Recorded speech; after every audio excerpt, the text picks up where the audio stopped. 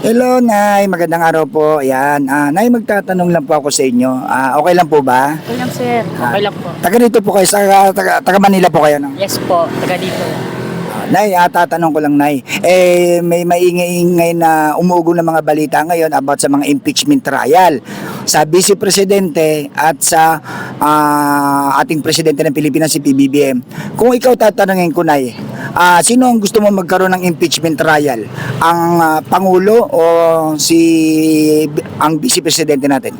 Ang ati pong pangalawang pangulo po.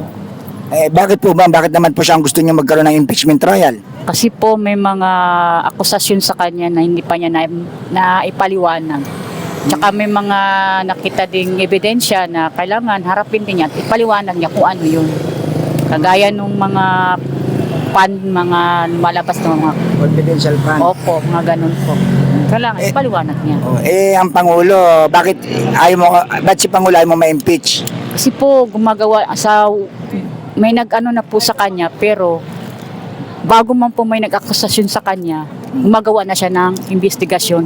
Kagaya ng flood control po. So pinaimbestigahan niya.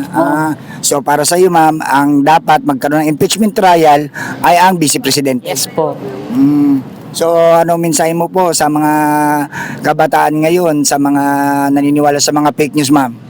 Ang ano sa kanila, titingnan nila muna kung ano yung totoo, kung ano yung hindi. Mas maigi na yung maniniwala tayo sa katotohanan kaysa mga maling mga akala. Yun, maraming salamat po, Nay. Okay po, thank you din po. Thank you po.